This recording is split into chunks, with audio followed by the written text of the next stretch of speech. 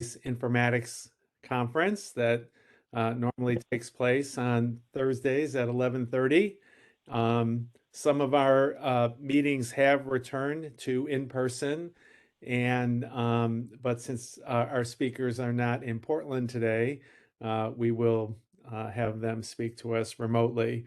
And even in the in-person sessions, we've also been broadcasting them via WebEx. However, today is actually a twofer, and let me just look at my calendar here. So this afternoon at 4 o'clock, as a offering that's part of our DMI's Diversity, Equity, Inclusion, and Anti-Racism Journal Club, we're going to hear from Dr. Leslie King, who has a very interesting story. The title of her talk is A Black Woman Physician's Experiences in Rural Oregon and Beyond. She's a hunter, fisher, trapper, etc. That event will actually be live for those who want to attend in the big theater. I will be there. For those of you who know my backgrounds, I'm at home now, but I will be going to the office this afternoon, and I will take part in that. So today's session is something we have recently implemented, which is a hearing from our alumni. We have a very illustrious and highly accomplished alumni who come into the program from a variety of backgrounds and go out and do great things. And so we decided that we would devote some of our conferences to a panel-like experience where they would give us a brief, not too brief, but overview of what they're doing in their career and maybe reflecting a little bit on their time in the program. And so we have 3 speakers today. I would like to ask each of them to limit their speaking to about 15 minutes. It's up to them whether they have slides or not. And then we'll leave a little bit of time for questions, both to individuals and maybe discussion of the group. So I'm going to follow the order that is in the Outlook invitation that Lynn sent. So, and I'm not going to provide a lot of introductory background like I often do, just so we can focus our time on the speakers. So our first speaker is someone that probably most, if not all of you know well. She is a research associate in the department. Informatician 1. And Informatician 1 is her classification, according to the new OHSU classification. She's a graduate of our master's program and continues to work both as a kind of Uber TA and then also on various research projects. And Kate is also very active nationally, internationally. I'm always getting accolades from my colleagues. She did such a great job helping edit the yearbook or some journal article or being on a program committee of an AMIA conference. So I will let Kate go ahead, and I note that it is 11:35 a.m. Pacific time. So take it away, Kate. All right, let me try to share this. Okay. Can everybody see this? Yes. Okay. Thank you, Bill. So my name is Kate Fultz Hollis. I graduated from OHSU in 2016. And what I'm going to talk today, I'm going to do a little bit about my background, but I'm also going to talk about what Bill mentioned, managing and editing an international biomedical informatics journal with an OHSU master's in biomedical informatics. So one of the things I wanted to do was do the land acknowledgement that we've been doing, I know up at OHSU, but I live in Los Angeles and work remotely for OHSU DMI, so called the OHSU DMICE Los Angeles office. And I live on land that's from the Tsonga, and about a block away from my house is a running spring that has been occupied for over 8,000 years. And so I just want to give that acknowledgement to where I live and the people that have been here before. Now, my background in brief, I was born in Chicago, grew up in Hyde Park, which is in the South Side, and my family members were in education and government. I studied 18th century literature at the University of Chicago and minored in biological sciences. After I left Chicago, I worked at Harvard Medical School and a variety of different jobs, and then UCLA, primarily interested in medical research, funding, and grants. And while I was at UCLA, I got a MS from the library school at the University of Illinois. It was online, and I could work on it and also go on campus. So I went to Illinois a couple times a year to finish that master's. And then I obtained the MBI in biomedical informatics. I think that's the master's non-thesis now in 2016.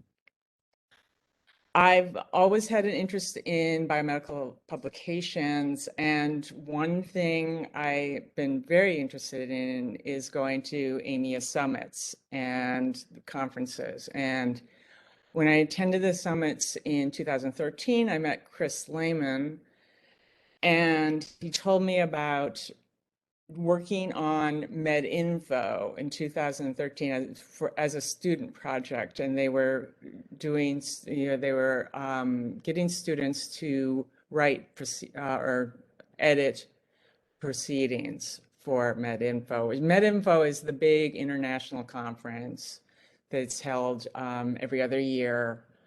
It will be in Sydney, Australia next year. And what was nice about this project is that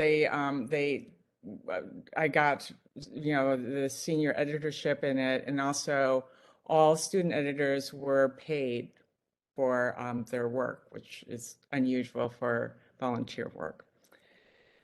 When Dr. Lehman became president of International Medical Informatics Association in 2016, he asked me to be a so-called chief editor of the EMEA Yearbook in 2018, and under the senior editorship of Brigitte Serossi.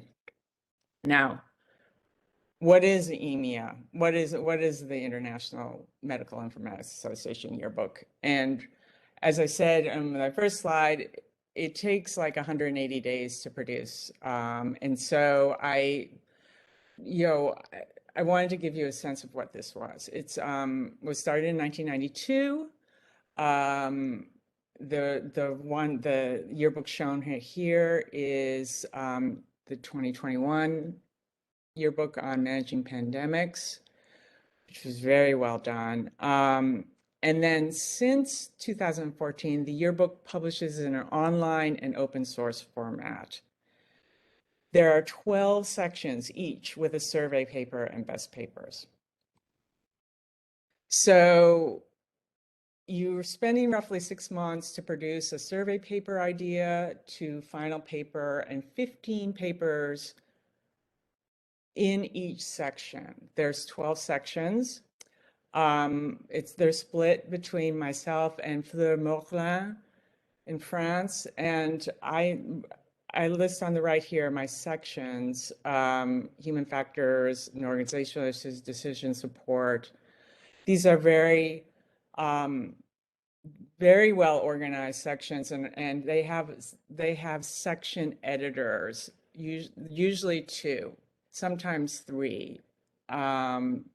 People edit, looking for the best survey in that area in the last year or 2, and also 15 best papers. I've highlighted decision support because I have an opening if you're interested, and I'm going to put in the chat the website, but I have an opening in decision support section editor right now. This year, we're doing inclusive digital health, addressing equity, literacy, and bias for resilient health systems. And every year at the April editorial meeting, the editors choose a theme for upcoming yearbook. And for 2022, the theme was inclusive digital health. Actually, I'm going to put the website on the chat when I can look at it. And here's a list of some of the survey papers. We're just finishing this right now, and we are going to be doing next year. The focus is going to be on One Health, which is more to do with environmental issues, climate change, and health, among other things. Now, here's the thing that is my big plug. We need you reviewers every year. We need you. We need people, professionals to help review survey papers and help determine best papers chosen by section editor. The review of the survey papers is a lot of work.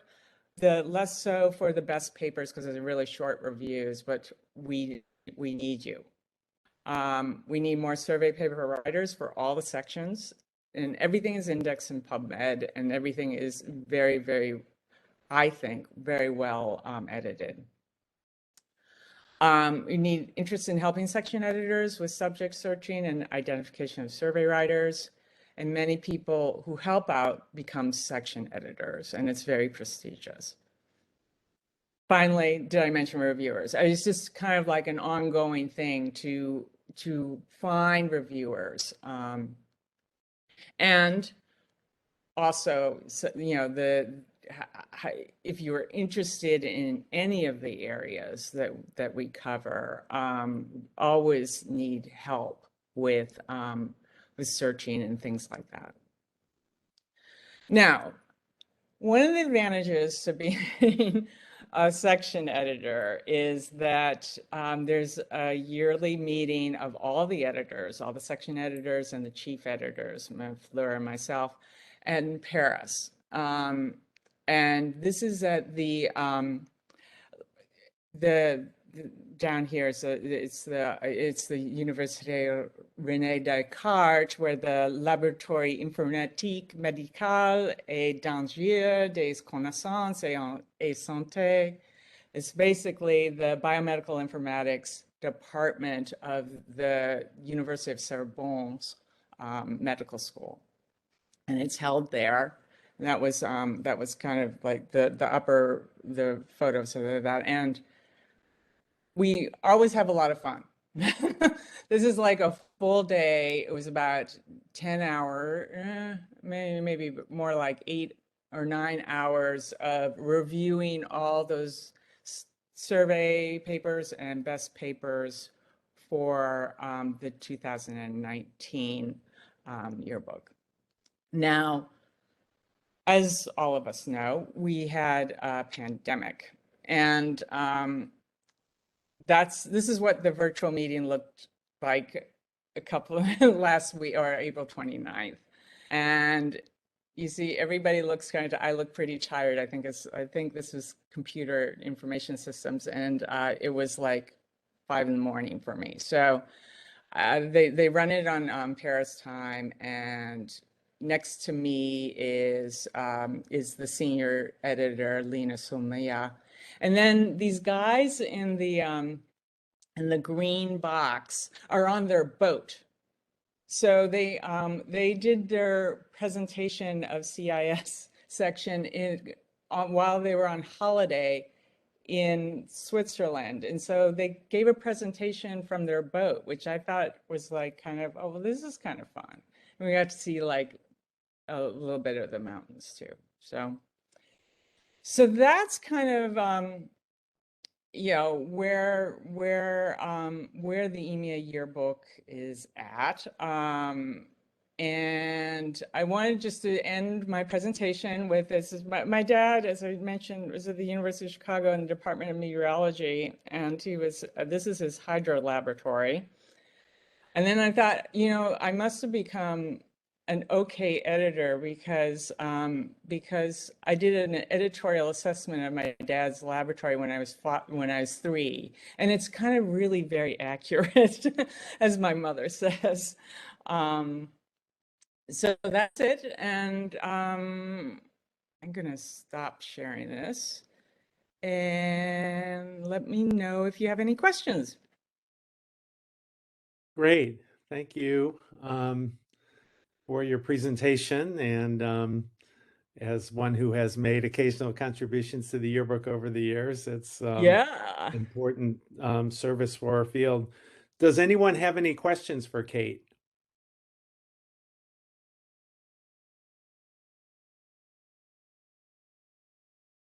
Yeah, and you can always email me if you're interested.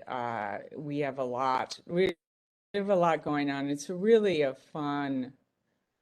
fun thing to work on. Um, Great. so Well, thanks, Kate. I, um, um, I encourage people who are interested to review. It's a great experience to and it makes a contribution. It makes those yeah. resources better. And Well, good. the editors, all the section editors are really wonderful to work with. And maybe you get to go on Werner and Alex's boat in Switzerland. So. Great. Well, good. Why don't we move on to our next speaker? Um, uh, well, everyone is a graduate of the program. That's why they're on this panel. Dr. Ron Jimenez, who I remember back, it's been a while since he's been in the program, but he has certainly gone on and done great things. He has also contributed to some of the research projects that we've taken place as a relevance judge, for those of you who know what that is. But anyways, Ron is a physician, a graduate of USC Keck School of Medicine. He has trained in pediatrics. He's a active practitioner. He was in the early cohort of the program. And when he's not practicing as an pediatric urgent care physician at Palo Alto Medical Foundation, he is the CEO of a company called CodeScribe, which I imagine we might hear about. So take it away, Ron. Thank you, Bill. I appreciate that very much. And I'm really happy to be here and share a little bit about my trajectory. And we'll talk about that in a little bit. So I don't have the chat window up, but I'll certainly be available for questions afterwards and can answer anything at that point. Why am I doing this? When I was asked about this, I thought, what do I have to contribute to this? Well, I've got a narrative, I've got a story. And so this is just kind of one retrospective view of a career. But really what I want to do is sort of share what's possible, share some encouragement for anybody who's struggling professionally, because I certainly did along the way. As an aid to decision making, this was wholly unexpected by me, and you'll see why in just a little bit. And really to say thank you to all the folks at OHSU who have been there and who have really been supportive. I won't list off all the names. You can read them quicker than I can say them. I'm deeply grateful to all of them and continue to be grateful and still having a lot of fun doing some of that work on the projects. So please keep me in mind. Trajectory. I looked it up in Cambridge and I really didn't want to be thought of as being shot into the air. So I looked it up again in Merriam-Webster, and this sounded a little bit more appropriate. Path, progression, line of development, resembling a physical trajectory. It's kind of felt that way. And I want to sort of describe a little bit about that trajectory and what it's encompassed. But first, I want to talk about failures. Failures give success perspective. And so I wanted that to be my first slide. I had to repeat a year of medical school. A whole lot of reasons why not important. When everybody else was at match day and getting their envelopes, I was frantically on the phone trying to find a position because I didn't match. Ended up with a med peds internship at LA County USC. During that first year, I quit for a few days. I had a really, really, really bad call night. And if anybody wants to know about it, I'm happy to share it, but it wasn't pretty. But rather than quit completely, I was convinced by my director to finish up, which was absolutely the right thing to tell me. And I finished up at UCSF's program in Fresno and finished in pediatrics there. The program when I got there was on probation, and I thought this is not a good idea. The program got recertified with flying colors. The last failure is going to come in important here in just a little bit. I applied to the Stanford Design School after residency, met with Ralph Fasti and David Kelly from IDEO, and I was denied admission to the program. They basically said, you have the wrong degree. We don't really need an MD, we need an ME degree. We parted ways, and I'll tell a story later about David Kelly in just a bit. This is now known as the D School or the Hasso-Plattner Institute of Design at Stanford. What does this climb look like? Oh my gosh, years and years, but really well worth it. Keck School of Medicine, LA County USC, UCSF in Fresno, Valley Children's in Fresno, now in Madera. Urgent care pediatric practice for a few years when I was first trying to get my sea legs, if you will, in practice. Worked in community clinics, worked at a startup called Physician Access, which had a handheld electronic medical record long before iPhones, iPads, and other things. And then I worked at Santa Clara Valley Health and Hospital System, which was the public hospital system for Silicon Valley, which has since grown quite a bit. Was there for almost 20 years. During that time, I worked as a consultant for Hamilton HMC, consulting a company that was really, really very helpful in terms of seeing how to apply what I had learned. I went on to work for Stanford for a couple of years in the medical informatics department. Worked for Epic as an Epic emeritus. If you all don't know what that is, that's just someone who's old and been on Epic for a while and can give some advice.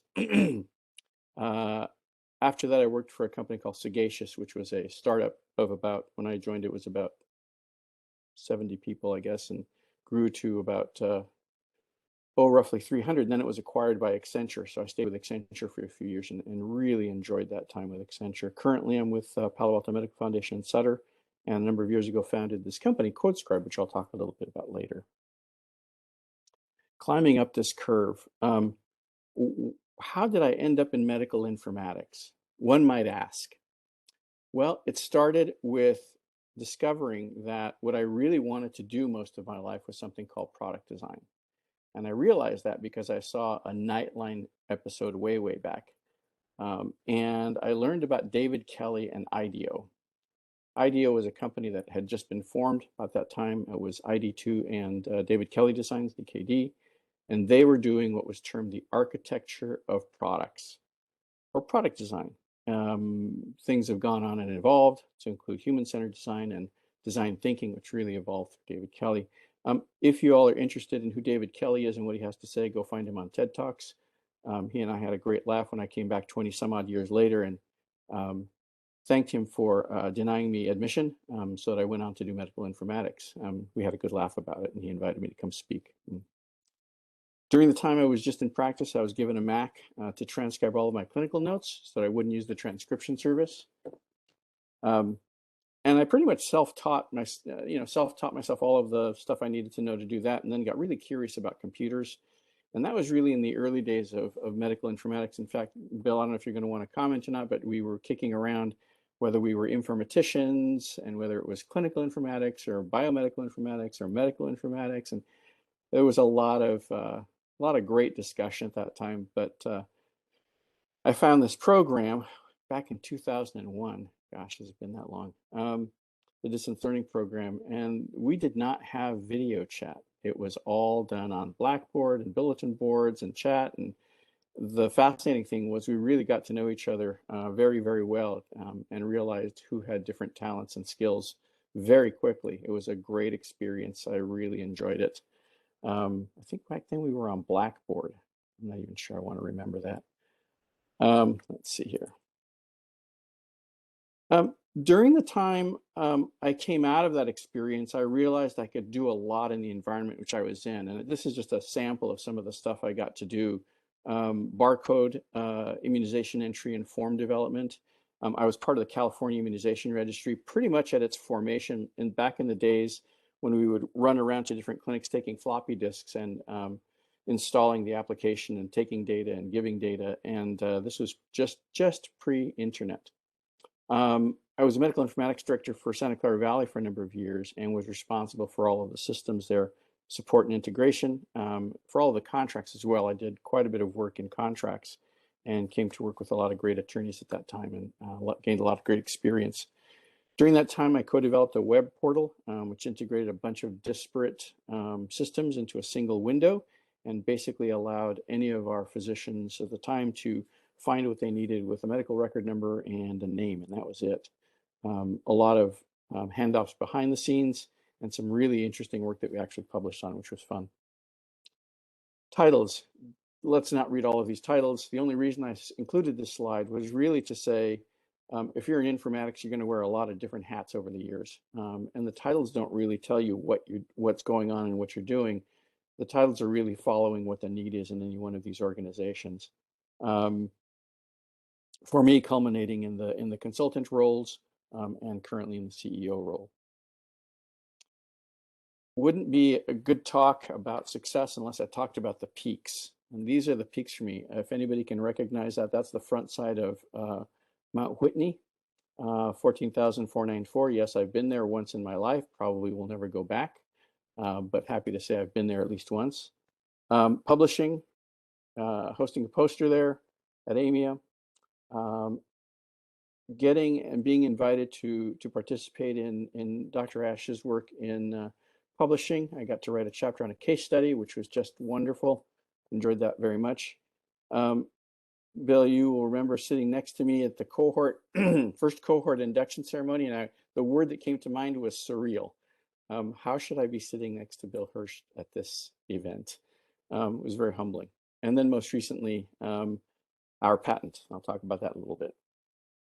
We patented a method for training CPR using augmented reality. It's been a great experience. It was granted just last March. Although it covers augmented reality, virtual reality, and mixed reality, it really is about AR primarily. And part of this patent, which made it very interesting, was that it included a scenario generation engine. And we were informed by our patent attorneys that this is termed a fundamental patent, meaning there is nothing like it out there. And the best line I like is from the patent office, which is the prior art is silent. There was nothing they could find that referenced anything we were writing about. And therefore, we have a lot more work to do in terms of the adjacent intellectual property. So what does it mean to be a practicing physician, a CEO? It means you're really not retiring, although I'm retiring from more active participation in pediatrics come July. I'm going to be doing some more informatics consulting and really spending more time with CodeScribe. We're incorporating literally as we speak. We have 2 patents in, well, we have 1 granted, 1 pending. We have 2 more patents which are contemplated. We're seeking funding. We're looking for partnerships and licensing. And if there's anyone out there who is an AR kit person and wants a project, I have something very juicy for you to work on. These are all my contact information if anybody has any questions or would be interested in just talking some more about any of this. I'm also available if anybody has any questions about sort of this path and this trajectory and how to move along in medical informatics and really have a great time doing it. Great, thanks. Tell us maybe a little bit about transition from you know, more kind of practice work to startup company, although I guess you've actually been involved in a number of companies along the way. How do you how is that similar, different, you know, from other kinds of activities? The big crossover is leaving the bedside, and the magic word is culture. One leaves, you know, the physician culture goes into the business and consulting world, and it is a different world. That's probably the biggest leap. It has been interesting to look back on all of that and see how all of the things I did before built on informatics training contributed, even to the point where going back to IDEO and having, getting invited by David Kelly to come speak at his graduate programs. So that's probably the biggest thing, is recognizing how everything built on what I learned in that distance learning program without video chat, which was just fascinating to me. Yeah, so if you were in the certificate program, we taught our first online course, BMI 510, in 1999, and then launched the certificate program like the following year. So you were a very early cohort. But through the process, you've also been inducted into FAMIA. Actually, Kate is also has been elected to FAMIA. And in fact, here, while you were talking, I just can't resist. This is the, can you all see that? This is the Yes. first induction ceremony of the fellows of AMIA. And you see some other probably well-known faces there. You see Ron on the end. You see Jody Kodesh-Wax, Adam Wright in the back, Carolyn Peterson, and others. Actually, I will be attending this year's FAMIA induction ceremony because it always takes place at the Clinical Informatics Conference, which I'm hoping will take place in 2 weeks if we manage to keep COVID under control. But I will be there. And you've also, like many physicians who have graduated the program, achieved board certification, which is great. Any other questions for Ron? Hi, Rana. Well, I have to ask you, how do you like Trek? It's wonderful. Pushing that. No. We learn early on that we have very odd definitions of fun. I really enjoy not only getting oriented to what the year's objectives are, but developing a methodology to get through it. It really has evolved nicely, and I've looked back and thought, I can see how this has worked out and has been helpful. So I've really enjoyed it quite a bit, and would encourage anybody who has any interest in sort of learning how the nuts and bolts of informatics work in terms of creating create essentially a service that, in terms of finding things, in terms of locating things, information retrieval, that has a very practical application. I actually can see the utility of it quite well. And for those who don't know what Trek is the Text Retrieval Conference, and many of you do know that I'm involved in it's an information retrieval challenge evaluation that's actually sponsored by NIST, the National Institute for Standards and Technology, and they create these test collections that people who do information retrieval research can use. They're meant to be reusable. They're part of this annual challenge, but then they become enduring resources, and research groups use them to test their systems, to see how well they do, how they can improve things, and so forth. But you need a gold standard for those things. Because NIST doesn't have any clinical people in its employ, they outsource that to us, to OHSU, and Kate is the cat herder who gets people involved and doing the work, and people like Ron and other graduates of the program and students in the program who have clinical expertise, because it really is a clinical judgment task.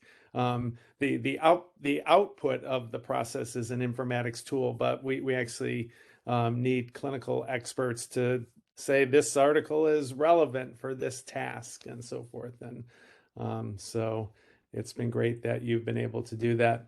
Any other questions from the group? Cheng is interested in your website and email, so he'll likely follow up with you. Cheng is one of our clinical informatics fellows. Cool. Good. Any other questions? If not, we will move to the third and final speaker for today's session. Another physician, another pediatrician, Dr. Eric Kirkendall, who did the program a little later than Dr. Jimenez did it. He too has gone on to an illustrious informatics career as Associate Chief Medical Information Officer at Cincinnati Children's, and now he helps lead the Wake Forest Center for Healthcare Innovation at Wake Forest University, which I've followed this initiative from afar. I find it very interesting. And so he has his, also like Kate, has his Master of Biomedical Informatics. He's going to tell us some about his work. Thanks, Dr. Hirsch. Pleasure to be here. It's great to be back virtually in presenting, kind of telling my story a little bit. I have slides that I'll share in a second, just to kind of round out my bio a little bit more. We can make it a clean sweep on the FAMIA recognition. So I think I was in the second class. A highlight of my career as well, being nominated and receiving that recognition.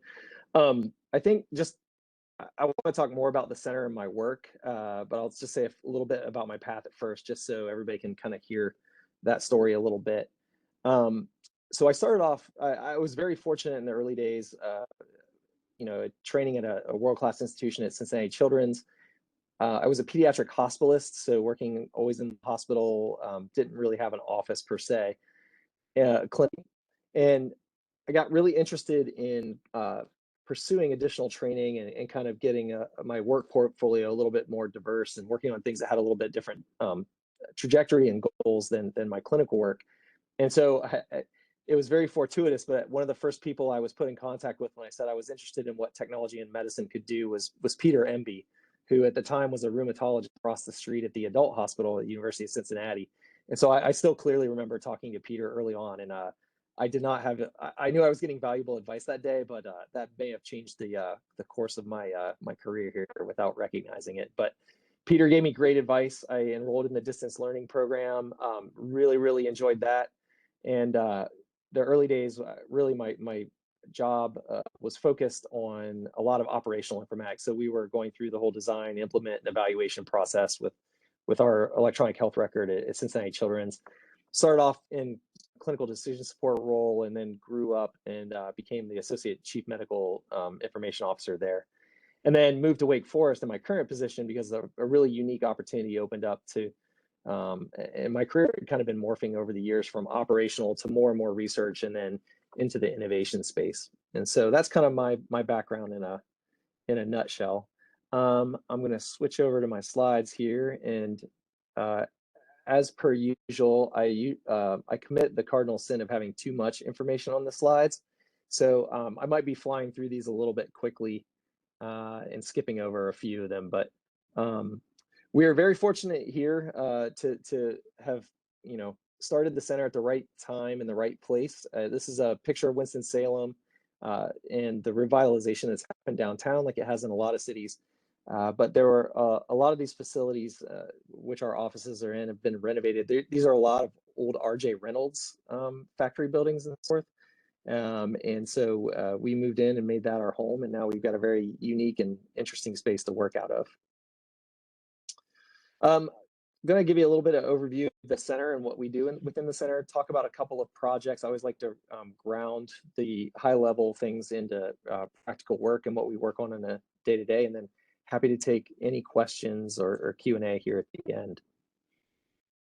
So the Center for Healthcare Innovation, you can see our vision and mission written here on the slide. I won't go through and read everything on here, but really the mission for us is to, and really is the end goal is to reach for the improving population health, enhancing patient experience, reducing costs, and improving care provider work life. So all the sort of quadruple aim of healthcare kind of things. And very quickly, we realized that to do so, we needed to leverage the talents and capabilities of our people first and foremost, our digital health tools, and then our science engine and our healthcare delivery system.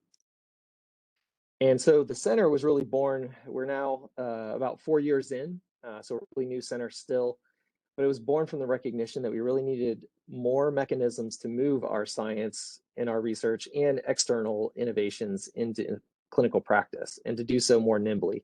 And a lot of this may sound familiar for those of you who are familiar with the concept of learning health systems and so forth, as that's been formalizing. There's a lot of parallels. And I think one thing that sort of underscores that mission of translating things into practice is the fact that our funding sources come from both sides. So it comes from the School of Medicine and the healthcare system. And so we've got many sets of executive sponsors, but sort of two big buckets of them. And then increasingly, as our work has grown and we've scaled things out, we're recognizing and formalizing relationship with some industry innovation leaders to help us accelerate the process, because there are some things that start off and as we hit milestones and have more success with, that we quickly lose bandwidth to make them move as fast as what we'd like. And so some external partners are key there. I think everybody has probably heard about the 17-year time frame of implementing strong scientific evidence into practice. Our goal for a number of things, this is a vast oversimplification, but our goal is to find and identify those things, integrate those into practice, and evaluate it within 5 years. And then we have other things that have time frames that are closer to 6 to 12 months, and then other things that are more of a 5 to 10 years roadmap. Our projects within the center are very heterogeneous. We have probably about 20 or so projects now, depending on how you count them. But I always like to look at them in a problem solution value framework. That's the one unifying thing across all. So this is kind of the framework I've built over time to help people in a visual way understand what it is we do. And then this also permeates down to how we decide on what we work on in our intake process. So is the thing being proposed, is it a solution in search of a problem, or is it a reasonable problem with a reasonable solution that we think is going to generate value? So at the end point, the right side of this slide is really what we really measure. And as we move things through the process, we adopt a project or a program and we accelerate it. It moves down this golden arrow, which I've just sort of referred to as the translational innovation arrow. And we're moving things from potential value to actual value that we can measure and realize. And then you see at the bottom also this concept of moving discovery and the knowledge that we're generating either internally or externally, and applying that to practice and evaluating it. So again, just a one slide sort of visual to underscore the work we do. We pride ourselves in being a center that is very intentional, and our philosophy around membership is such that we don't try to generate the world's largest email listserv. We bring members into the center, and we're not being exclusionary, but we bring members into the center that are working on the projects that are within our portfolio. And we've got a pretty diverse portfolio. We're really a project-centric center. So you can see some of the numbers there. We also pride ourselves on being not just for faculty, so staff and clinical frontline folks and researchers all across the board. So if you've got a good idea and it aligns with what we, the priorities of the center and what we want to work on, then we often adopt it, no matter who you are. And then at the end, again, you're down at the bottom, you just see a few of our numbers over the last year in the output from the center. I'm not going to dig into the details too much, but I'm sort of the face of our center today. I'm the deputy director, but you see a number of the other key folks in our leadership here and their diverse backgrounds. So Jeff is a geriatrician, so between he and I, we cover the entire lifespan, which is sometimes interesting being a pediatrician working on geriatric projects. But Nick Pieski is our biostats and data science expert. Paul Yelton's someone I recruited to help run our technology development program here in the center. And then Jen McCraw is key as well. As she has a clinical background, an MBA, and she has been out in industry before. And so now she's our director of strategy and ops. And then we've got a whole host of other folks who are part of our core team who on a daily basis spend 50 to 100% of their time here working in the center and supporting our projects and programs, including several software engineers. Since this is an informatics forum, I thought I'd focus in a little bit on some of the technology. This is obviously lacking a lot of detail, but we have a couple of full stack developers on our team, a senior data analyst who has I don't know, something like 8 to 9 EPIC certifications, so can do front end and back end work. We work with a lot of APIs and FHIR resources and so forth. We're increasingly moving a lot of our solutions to the cloud and setting up sort of scalable architectures and so forth. And then this is just sort of a very quick snapshot. A lot of the acronyms and things are not going to make sense to you all, but this is a slide from an internal presentation. We're starting to count the number of lives touched with our programs, as well as supporting both the healthcare, delineating which projects directly benefit clinical care, which ones are more research driven, and then they all have a blend of those two things to them. And then we also are working in conjunction with our CTSI here at Wake Forest too, to enable some organizational wide tools. So not just building individual applications, but supporting things like secure text messaging. This started off as a digital communications course, started off as an initiative to support research. And then we quickly have onboarded clinical operations and then our education, our CME office. We're helping them with these capabilities as well. So we've kind of embedded the center within some core services for the organization. And then I promised that I would cover a couple of projects at a very high level, just to give you a sense of the things that we're doing.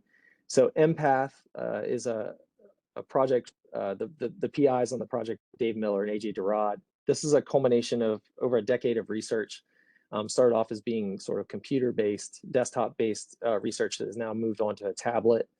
It's in some ways, functionality is, we're shifting the Empath platform as our EHR functionalities, our native EHR functionalities improve and take over some of these services. But this is a preventative gap closing app. So this is something that we hand over to patients when they register in our clinics.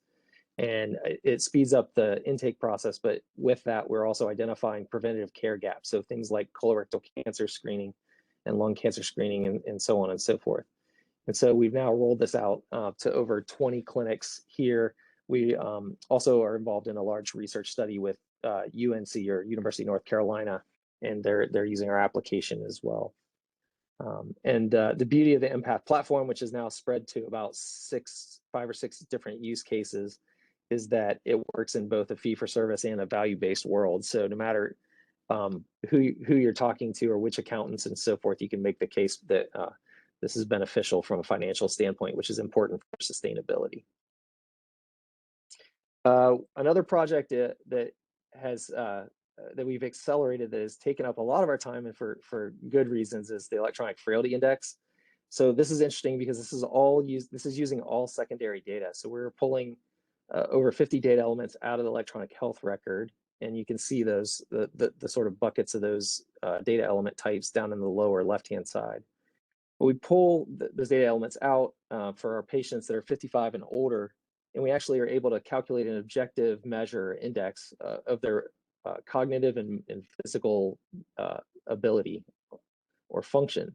And so what that allows you to do is to set up targeted outreach programs to provide kind of more personalized care and services to people who are more vulnerable and frail. And we actually mobilized this kind of unexpectedly in the early days of the pandemic by identifying patients who had visits scheduled or should have had visits scheduled that were canceled.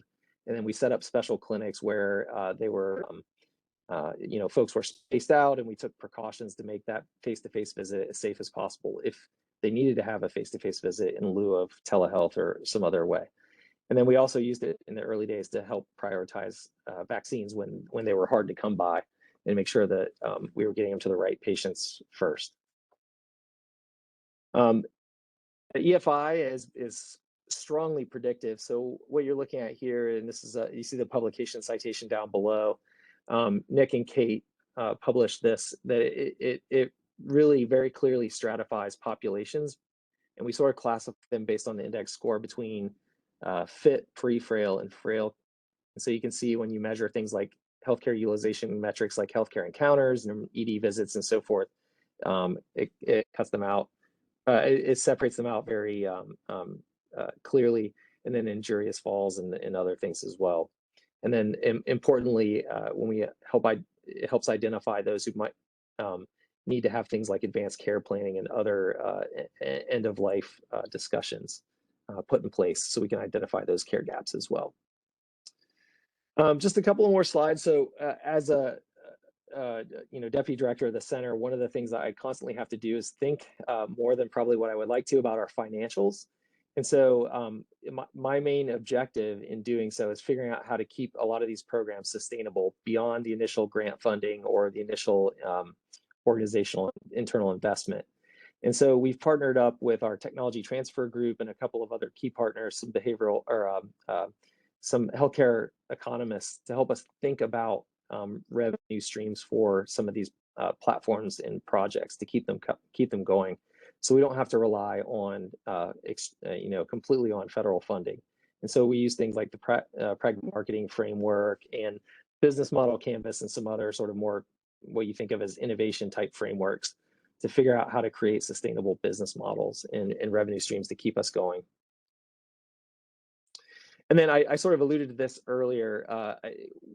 It's very important to think about not just where we are, but where healthcare in general is going. And so as we think about the business model and how we reach out to interact with patients, it's important to think about it both from where we are today, which is volume-based or fee-for-service, and where we're going. And so thinking about value-based care and capitated care. And so we started mapping out, this is just 4 of our marquee projects, and sort of just kind of looking at them through that lens to understand how we can grow the programs or change direction with the programs going forward. So just to wrap up and then get to some questions. So we've got a portfolio here again of over 20 or so projects. A lot of them, the challenge for us is bandwidth, as I alluded to earlier. Some things we've sunset, others have grown, and they're scaling quite rapidly. And so we're trying to grow the center capabilities to match that as much as possible. But that is a constant challenge for us. We're playing a role as a key translational catalyst. So if you remember that gold arrow in the middle of that one slide visual, the problem solution value framework, that's really where we see ourselves is moving things faster down that translational spectrum. And then our health system is evolving, growing. We had a strategic partnership with Atrium Health, which is a large health system that was formalized 18 months ago. And so we're increasingly finding folks from across all of our geographies and all of our organization to help us really accomplish as much as we can for all of our patients, and not just here in Winston-Salem. And then this is a little equation I always flash up. It's often the end slide in my talk. So the one thing we always think about is the impact we're making, and for us, that's the value and then the scale. So it's a permutation or a combination of those things. So in some ways, if you look at it through a research lens, it's your effect size and your sample size, but we are constantly reevaluating and against some key metrics on our impact. So with that, I will stop sharing the slides, and I'm happy to answer any questions. Let me check the chat here. I don't see any in the chat, but people can feel free to either speak up or type into the chat. I didn't realize actually that all 3 of today's speakers were FAMIA when we started. And actually Empath, Empath uses FHIR, right? Yeah, yep. Yeah, we have. Go ahead, Dr. Hirsch. I attended the FHIR app challenge or whatever it's called at the AMIA meeting last year, and one of the presentations there was on Empath, I think. Yeah. Unless I'm confusing it. I think you probably saw AJ. Yeah, I think we got second place in that competition. Yeah, as we build out these scalable solutions, we are constantly evaluating different APIs in FHIR, and we've migrated a lot, right? Like as those resources mature, we move them over and take over some of these custom APIs that we've built and so on and so forth. But we've been very lucky. We've had folks like Josh Mandel come and speak to us and help us see some opportunities for using FHIR resources. Yeah, great. I see that Rohit has his hand up. Hey there, can you hear me? Yep. Awesome, great. Eric, thanks so much for presenting. I guess I have a more foundational question in that, how did you get an academic health center to focus and somewhat fund a innovation lab? Because when I Because when I traditionally think of academic centers, I think of much slower moving innovation, and there's a lot of different stakeholders to involve. What was that process like, and do you think any of it is repeatable elsewhere? Yeah, I think there were a lot of sort of drivers for it. I think one of the main ones is that we're a large research entity, and I think, you know, again, as research was carried out and was successful and demonstrated benefits, there were opportunities lost to quickly implement that on our own home turf, and we were seeing some things being implemented very well in other organizations.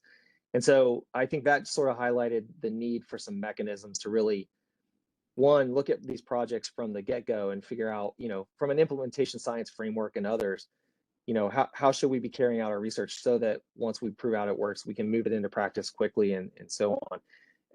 Two, I think, you know, I came here because of the opportunity, the timing, and when I interviewed folks, I saw a lot of great substrate around, like a bunch of great projects ready for acceleration. And I thought we could kind of stack the deck and have some wins early. But then I also saw support behind those projects and programs and executive level support as well. So that's sort of a wishy-washy answer of like all the right things aligned at the right time for me and what I was looking for. And then I'll give Jeff Williamson, Dr. Williamson, my boss, the director of the center, I'll give him credit. He did a ton of heavy lifting. And by the time I heard about the opportunity, I just happened to hear about it at the right time, and he had won a lot of those battles early. Great. I also see that Thank you. Dana has her hand up. Hi, Eric. Thanks so much for the presentation. You've mentioned executive support and a few key items, but do you have an evaluation framework that you use for prioritizing what must be tons of ideas that come your way? Yeah, so I think this is actually a very important question. And just to be quick about it, because I know that we've just got a little bit of time. So intake is super important. The filters you put on and how you know, the things that come in your pipeline and how you pick and choose, which is challenging. We know we leave really good ideas just outside because we just have limited bandwidth and resources. But we do have a prioritization rubric. Over the last couple of years I've been here, we've really focused on formalizing the process. So we've got an intake process that starts in REDCap. And a lot of the things that people input on that initial intake form end up getting populated into a scoring matrix. And then we sit down and talk with people, get you know, more details about their idea, and then try to score it accurately. And if nothing else, we give folks feedback, very valuable feedback about where we think they are, what direction they could go. And so even when they say, you know, we can't work on this at this time, we still try to connect them with resources to move their things along. So, but that intake process is super important, and it is really hard because there's lots of great stuff that comes in the door. Thank you. Great. Okay, well, we are just about at the hour. I think it's great to hear all the wonderful things that our program alumni are doing, and hopefully this will inspire students in the program and show them the varying pathways that becoming formally trained in informatics will bring. So I think I will wrap up the conference at this point. And for those who